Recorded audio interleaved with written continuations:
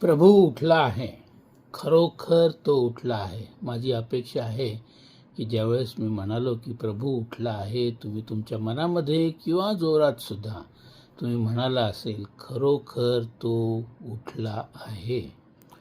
पाऊल आपल्या करिंथकराच्या पत्रामध्ये 15व्या अध्यायामध्ये लिहितो की जर मृतांचे पुनरुत्थान नाही तर ख्रिस्त मरणातून उठला गेला नाही, आणि जर ख्रिस्त मरणातून उठविला गेला नाही तर आमचा संदेश व्यर्थ आहे आणि तुमचा विश्वासही व्यर्थ आहे, आणि आम्ही सुद्धा देवाविषयीचे खोटे साक्षीदार ठरू.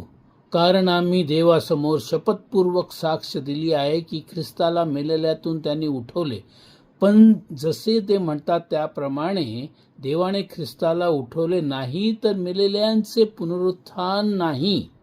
आणि जर मृतांना उठवले जात नाही तर ख्रिस्ताला मरणातून उठवण्यात आले नाही, आणि जर ख्रिस्त मरणातून उठवला गेला नाही तर तुमचा विश्वास व्यर्थ आहे, तुम्ही अजून सुद्धा पापातच आहात.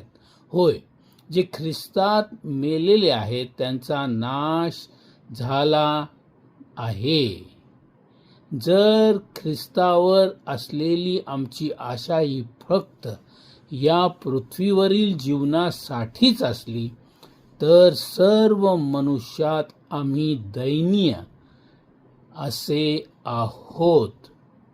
ख्रिस्ती विश्वासाचा केंद्रभूत फार महत्त्वाचा पाया किंवा फाउंडेशनल ट्रूथ, सत्य ज्याला म्हणतात, तो आहे की ख्रिस्त मेला, तिसऱ्या दिवशी तो उठला आणि तो आजही जिवंत आहे.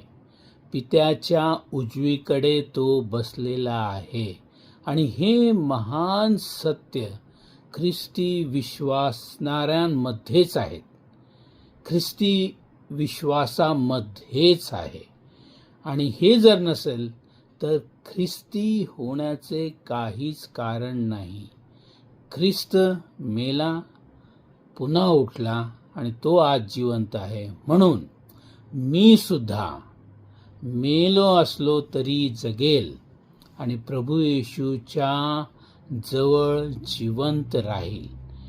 ख्रिस्ताच्या पुनरुत्थानाचा हाच महान संदेश आहे. ख्रिस्त उठला आणि आम्ही सुद्धा जिवंत येशूच्या जवळ राहू.